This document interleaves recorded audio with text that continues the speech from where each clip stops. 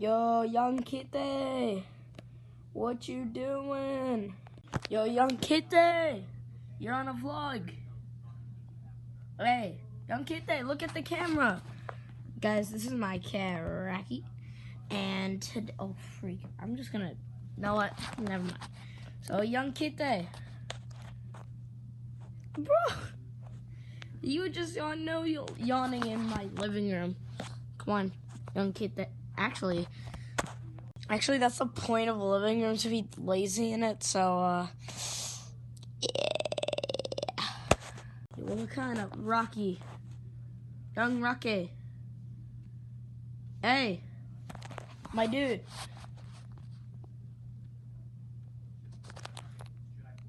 Young kitty.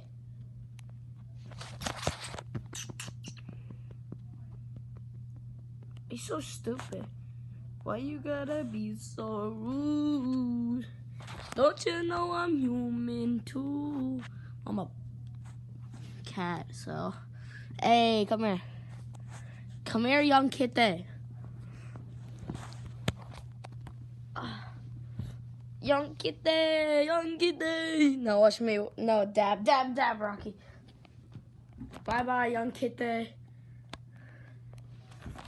Young kitty. I'm petting him. Okay. Hey, everybody, what's going on?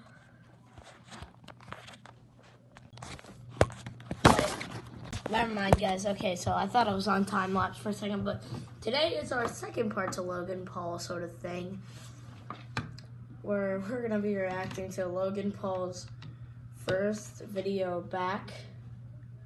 So, it is called, let's go on Logan Paul Vlogs, Suicide, Be Here Tomorrow. Okay, so let's react to this. This video is probably serious because of the title and the thumbnail of the video.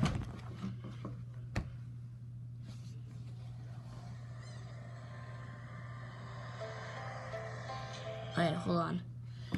About 800,000, it says, if you can't read that, then it says about 800,000 people worldwide die by suicide every year. One person every 40 seconds takes their own life. Wow. For 40 minutes, crying like a baby. Bikers, joggers, tourists, runners, they went by me.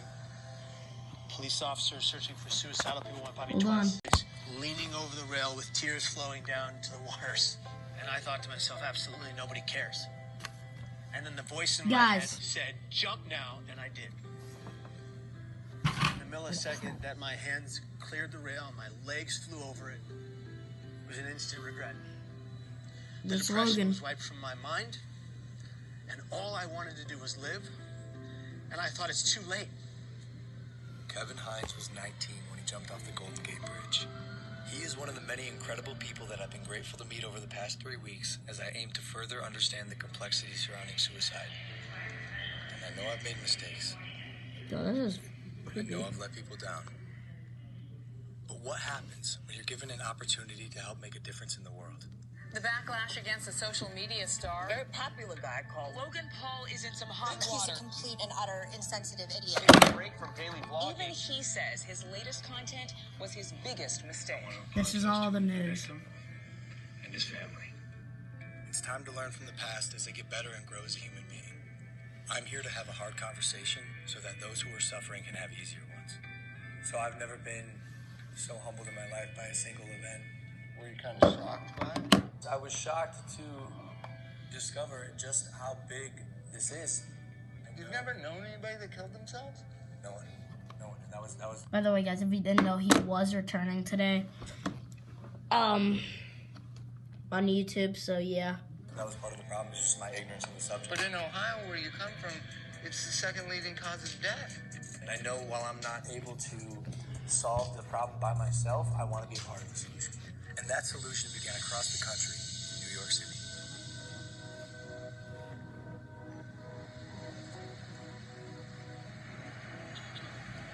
We sat down with Dr. John Draper, director of the National Suicide Prevention Lifeline. We have to change the conversation publicly from just focusing on suicide and how something bad is happening and say, well, what do we do about it? Help people understand that the first thing they need to do is reach out and talk to somebody when they're feeling in despair, because you're not alone with it anymore. They've done studies with people who are experiencing any kind of pain, including hanging off a cliff. You can hold on a lot longer if somebody is right there with you. Yeah, that's true, guys. I think as a society, as human beings, we just have to be more compassionate. And that includes me too. That's something I'm learning along this journey. And That's something else cool. that Dr. Draper told me were the 5 steps that anyone can take to help prevent suicide. Step 1 is simply just ask. Ask yourself, ask others, are you thinking about suicide? And I know that sounds like a daunting question, but literally that question can save lives. Step 2, accordingly, would be just to listen.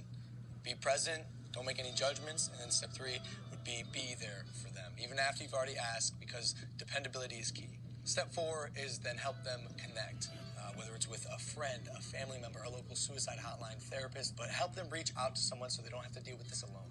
Lastly, step 5 is just check in on them, show them that you care, call them up, say, hey, I want to make sure you're okay, can I check in with you over the next few days? So one of the things that is so important about reducing stigma is getting Oh, stories crap. out there about people positively coping with suicide. Do you guys know anyone I could talk to with a lived experience of suicide? Absolutely. We have quite a number of people that we could Wait, refer over he's to. gonna do... That'd be great. Yeah. And that's how we got introduced to Kevin Hines. 17 years ago, Kevin jumped off of the Golden Gate Bridge and survived. These are individuals whose stories, when people hear them, they say, you know, maybe I can get through. As opposed to hearing stories when people haven't. And those are, unfortunately, Serious those are stories video that we've back, heard I before. think, Now guys. we're hearing more and more stories of Obviously. people being more open about it. As I was saying before, Logan, for every one person that dies by suicide, there's 287 other people that think seriously about it but don't. Those are stories, again, that have not been told. If we told those stories of people who got through it as opposed to one who didn't, imagine what kind of influence that would have on people's behavior. When I found out that 1 in 6 high school kids seriously think about suicide, that's stunning. Yeah. This is such a common problem. Logan, all I wanted was for one person to look me in my eyes, say, hey, kid, are you okay? I am so grateful to be alive. This is sad. Like, I'm literally And about I'm to cry. grateful today for every millisecond I get to breathe. Because it was almost all ripped from me by me. What's one thing you would have said to your younger self? To the Kevin who was 19, sitting on the bus, if you were next to you, and instead of the guy who pointed and laughed, what would you say? I would just put my hand on the Yo, you good, bro? He's about to I would cry. just put my hand on my shoulder, and I would just say, I'm here for you. I Oh got my you. god. We need to be a society that comes together for every person in the community that's going through hell. And in order to do that, every person that's going through hell, whatever hell, has to be honest about their pain. And if they're going to be honest about their pain, we are going to collectively answer the call and be there for that individual. Because if you don't see beauty in the next person you meet, you're not looking hard enough. You're incredible, dude. This is an honor for me. It's an honor for me too, brother. Brother. From this point on, I want to make an effort to contribute and immerse myself in the conversation, so I'm pledging to donate $1 million to various suicide prevention organizations, with the first $250,000 going immediately to the National Suicide Prevention Lifeline so they can increase their capacity to help those in need. For anyone watching, I want you to know you are not alone, and most of the time, crisis passes. So if you or anyone you know feels alone or trapped, I encourage anyone to call or even text a suicide or crisis hotline. Both of those numbers are below, and although this is a tough conversation, it's important because things can and will get better. It's time to start a new chapter in my life as I continue to educate both myself and others on suicide. I'm humbled and thankful to say, this is just the beginning. Alright. Okay, so, by the way, the reason I'm on the table is because I wanted to show you what I was seeing, too. So apparently, Logan Paul is not gonna... I don't know if he's gonna be doing, like, his... I knew this was gonna happen, like... I knew he wasn't just gonna go back today just being like, hey, yo, little gang, what's poppin'? Like, I knew there was gonna be something. I knew there was gonna be something going on here. Because there's no way he would just go and just be his normal self again when something had just happened with him. And I didn't know it'd be this type of video. I thought it'd be like sort of a not really a apologizing video, but like